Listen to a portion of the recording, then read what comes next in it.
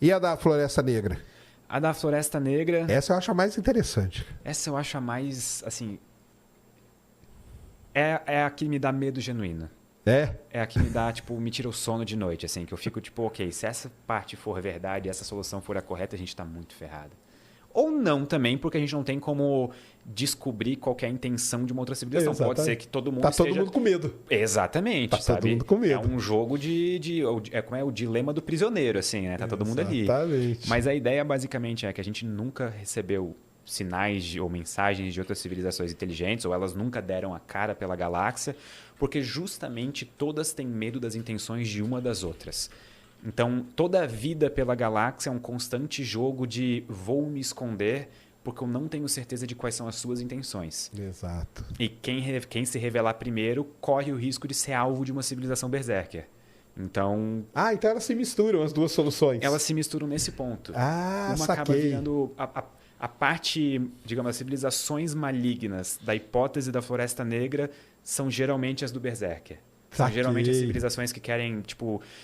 procurar e destruir toda a vida na galáxia. O que faz sentido em um ponto. Os recursos são escassos. Só que eles são tão grandes. Tipo assim, a gente está falando de proporções tão imensas de recursos, tipo o tamanho de uma galáxia, que a gente nunca chegou a conceber isso. E a gente provavelmente vai demorar, se um dia vai chegar nesse ponto da árvore tecnológica, de conceber tudo isso. Mas e se para uma civilização suficientemente avançada, realmente chegou a hora de pensar, que nem a gente pensa hoje, os estoques de urânio na Terra vão acabar em 40 anos, e se chegou no ponto que uma civilização pode começar a pensar, os estoques de urânio na Via Láctea vão acabar em 10 milhões de anos. Então acho melhor a gente começar a destruir tudo que use isso, sabe? Saquei. É uma possibilidade, né? E ela tem, o pessoal entender, ela tem esse nome da Floresta Negra, que é a mesma coisa quando a gente entra numa floresta, né? Você não quer, sabe? Você não sabe que bicho que tá ali escondido, né? Eu odeio a sensação, por exemplo, de estar, sei lá, vai acampar e acender uma fogueira no meio do nada, sabe? No meio do escuro. Porque assim. Aí você já deu sua localização. Já deu.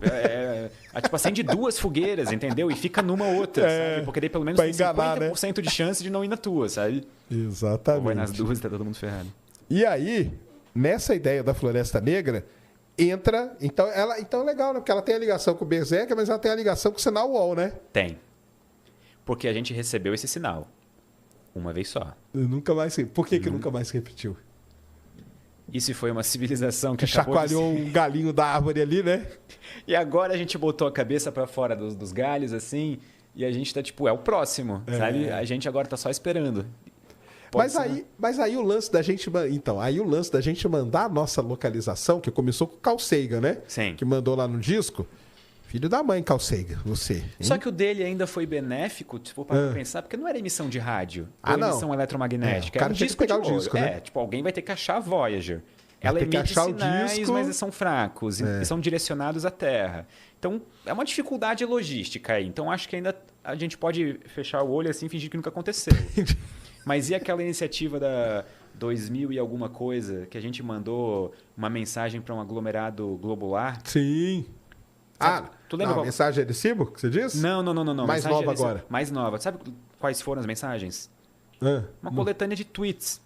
Porque era uma mensagem promocional. Mas aí então tá tranquilo, cara. Os caras falam, pô, esse bando de ignorante. Não vamos lá. Deixa, eles mesmos vão se matar um dia. Então, tipo assim, a gente faz. Os caras estão brigando por One Piece, cara. Imagina pega a treta do One Piece e manda pra uma civilização. Na hora que a civilização vem, vai falar, o quê? Os caras estão brigando por One Piece, cara. A gente não precisa ir lá matar esses caras, não. De jeito nenhum. Eu vou passar longe. Vai que passa pra todo mundo, sabe? Tipo, exatamente. Dele, né? Esses caras eles vão se matar. Mas então, porque aí ela junta com a do Berserker, né? Que a gente tá mandando sinal. Se o Berserker diz que todo mundo é todo mundo mal, e aí? Então, mas o Berserker não diz que é todo mundo mal. Tá. Que só precisa de uma ser mal. E aí a gente começa a entrar num jogo de probabilidades. Certo. Por exemplo, se eu tô numa sala com 50 pessoas, concorda comigo que, mesmo sem conhecer ninguém, existe uma probabilidade não nula de alguém ali ter uma... Tipo, claro. Umas intenções não tão boas, digamos, sabe? Por própria, sei lá, natureza humana, coisa do tipo. Então já começa, sabe, a ficar... Imagina se a gente tem 1000 civilizações na galáxia e 999 são boas que nem a gente. Mas basta uma, né? Aquele 1%, sabe? Só aquele... É 1% vagabundo. Exatamente. Literalmente, nesse caso. Então, aí é complicado. E a gente mandando, né? Eu sou contra esse negócio de mandar, cara. Ou fizesse uma enquete mundial, né? E aí? A gente manda nosso lugar ou só fica ouvindo? Porque também ficar só ouvindo também é meio chato, né? É meio estranho, né? Tipo, é meio... Porque já parou pra pensar que se a gente tá ouvindo ativamente alguma coisa, a gente só não se deu conta ainda? Tipo, sei lá, um sinal periódico de frequência extremamente baixa ou alguma coisa do tipo que a gente ainda não se ligou que, tem um padrão aqui, sabe? Sei lá, Exatamente. se os picos da onda se juntam cada, sei lá, 30 anos, sabe? Uma coisa bizarra, assim. Ou se a gente estiver apontando pro lado errado também, né? Tá ouvindo pra lá e tá vindo aqui de trás, alguma coisa assim, né? Essa, pra mim, vai ser a maior dúvida que a gente pra sempre vai ficar. Como a gente nunca ouviu de volta o sinal WOW, o próprio design do Big Ear, daquele telescópio, era aquele design que é tipo 2 faixas simultâneas sendo visualizadas no céu, né? Porque Isso. daí que vem o nome, é o Big Ear, porque é como se fossem duas partes de duas orelhas, né? orelhas. E pra mim a maior dúvida sempre vai ser essa. Será que o sinal foi um erro, um ruído estatístico? Tipo, alguma coisa que deu errado, sei lá, alguma origem não sintética para aquele sinal, ou até mesmo terráquea, a origem? Ou será que isso foi alguma coisa que realmente veio de fora e durou só aquele tempo, a gente não tem como confirmar de onde que veio? Porque o próprio local da galáxia, de onde veio, dependendo de qual das duas faixas de orelha tiver sido a origem verdadeira do sinal, a gente tem locais completamente diferentes, setores completamente diferentes da galáxia. E aí, sabe? O que a gente faz? Mas aí você acha que o WOW, então, foi o cara colocou ali, balançou o galho, viu que a gente registrou e aí se escondeu. Por tudo que eu li para fazer o vídeo do sinal WOW, eu tenho opinião pessoal de que eu acho que até hoje é a melhor evidência de vida fora da Terra. Não acho que é uma prova, não acho que é uma mensagem que veio de alienígenas. Mas, assim, se a gente tem um lugar para começar a procurar, eu acho que o sinal WOW talvez seja o melhor, até hoje. Saquei. Mas e se o cara balançou ali o galho e foi pro outro lado também? Imagina, pode ser uma tática também, né? Imagina assim, ó. A tática das duas fogueiras lá. Aí só tem que criar uma hipótese, cara, para a solução do paradoxo de Fermi, ó. A teoria das duas fogueiras. Aí, ó. Eu tenho uma ideia ainda melhor. A gente descobre vida fora da Terra, a gente vai até eles, emite um sinal e sai correndo. Sabe? Entendeu? A gente bota a cabeça pra fora do galho neles e volta pra terra correndo. Mas aí é muito arriscado, né? Tá doido. Pronto, a gente soluciona o problema, a gente vê o que acontece. Se eles morrerem dentro de 50 milhões de anos, a gente sabe que tem uma civilização maligna na galáxia, entendeu? Matemática é muito simples. Exato. Então é isso, né? Os caras se esconderam e a gente... Vamos ver, né? O que vai acontecer. Mas o paradoxo de Fermi, ele cria várias outras coisas também, né? Tem os filtros, Sim. né? O dos grandes filtros também é uma das minhas particularmente favoritas, porque eu acho que ela é uma das mais baseadas em ciência bruta, né? Sim. Que são, tipo, a ideia de que o surgimento da vida, desde o próprio surgimento da vida, a biogênese, o momento em que partículas elementares viram vida, até o momento em que a gente surge com uma civilização altamente tecnológica, existem diversas etapas no processo que funcionam como se fossem filtros mesmo, tipo, algumas passam, algumas não passam. E dependendo de onde a gente estiver no filtro, ele pode estar na nossa frente ou atrás da gente. E dependendo, toda descoberta que a gente fizer envolvendo vida fora da Terra, daqui em diante, coloca o filtro em algum lugar. Ou na nossa frente ou atrás. E nenhuma das duas é boa. Porque, por exemplo, se ele estiver atrás de nós, ele responde o paradoxo de Fermi sem querer. Ele diz que a gente está sozinho, né? Porque... Ninguém passou pelo Ninguém filtro, passou, né? Provavelmente só a gente. E se ele estiver na nossa frente, bom, talvez a gente não vai passar tão cedo, né? Porque imagina, é uma questão verdadeira. Tipo, imagina que toda civilização inteligente surge, desenvolve física quântica, cria bombas nucleares e se aniquila. Mas você sabe que isso o pessoal tem colocado na equação de Drake agora, né? Sim. Que é o fator de autodestruição. E tem que ter. Mas na original não tinha, né? Na original não levou tinha longevidade só, né? Não tinha autodestruição. E aí o pessoal que começou a pensar no paradoxo de Fermi, criar essas coisas, falou, cara, mas tem aí a autodestruição. Aí os caras criam guerra e tal, e se autodestrói. Eu acho que o Michael Shermer, aquele filósofo, ele tem uma das melhores estimativas numéricas de qual que é o tempo médio de duração de uma civilização. Ele pegou várias civilizações da Terra ao longo da história, porque a gente não tem nenhum motivo para achar que a gente é particularmente diferente de uma civilização romana.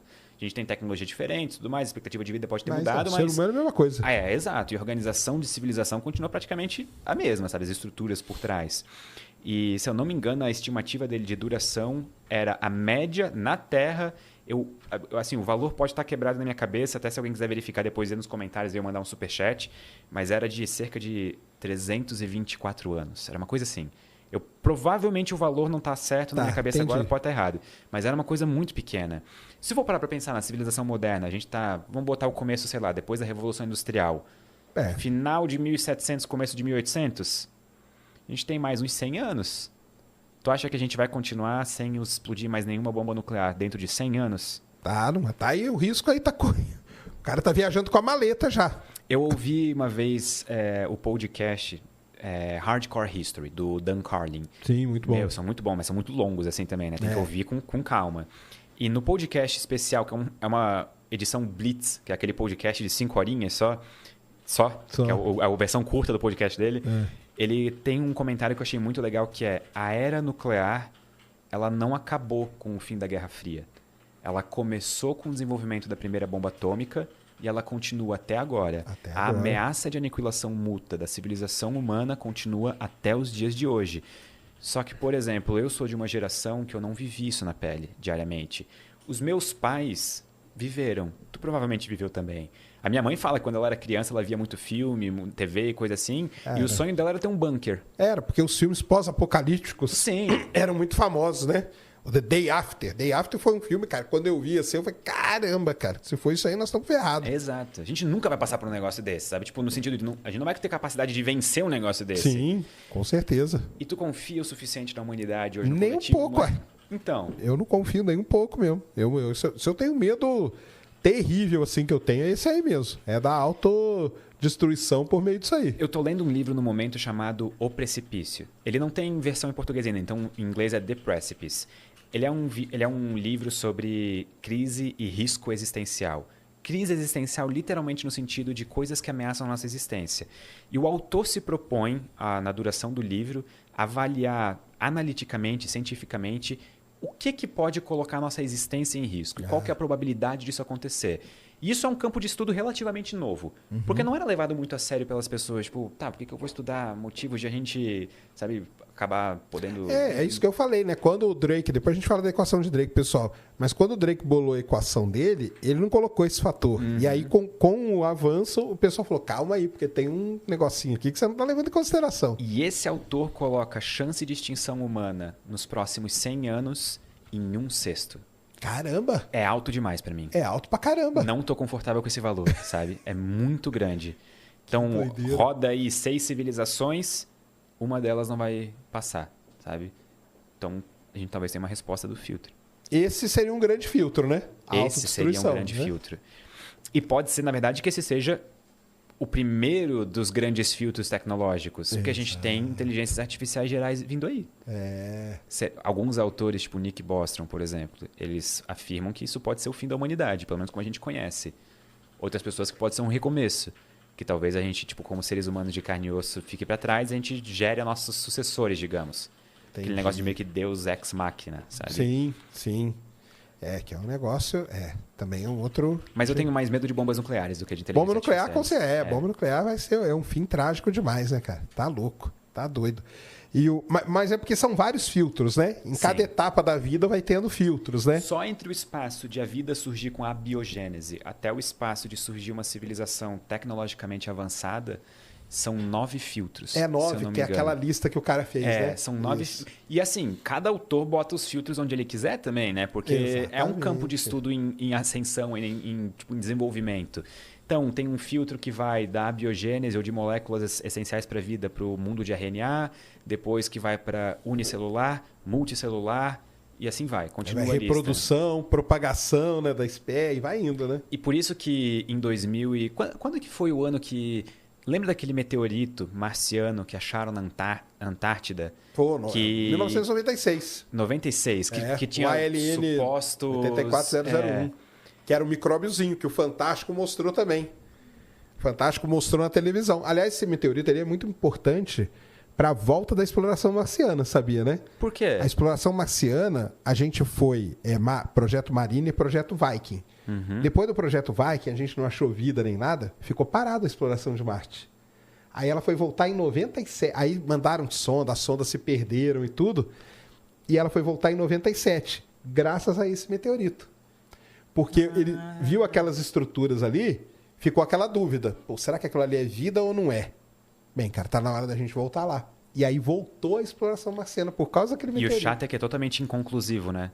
Tipo assim, não tem como tomar conclusões com base nesse meteorito, né? Tipo, ele tipo, nem pra sim, nem pra não. Ele é simplesmente, não dá pra fazer, tipo, dados com isso aqui. Não tem, é isso mesmo. E aí, por isso que resolveram voltar a explorar Marte. Aí começou os rovers e tal, que é essa era que a gente vive hoje. Então foi aquele meteorito lá. E esse meteorito foi importante para iniciar essa discussão do grande filtro de uma maneira mais desenfreada. Sim. Porque foi ali que começou a galera a perceber, pera, vamos supor então que a gente vá para Marte e ache vida microbiana fóssil. Cara, isso não é uma boa notícia. Isso significa provavelmente que a gente passou pelo grande filtro e a gente está sozinho. Agora, vamos supor que a gente encontra vida, sei lá, multicelular.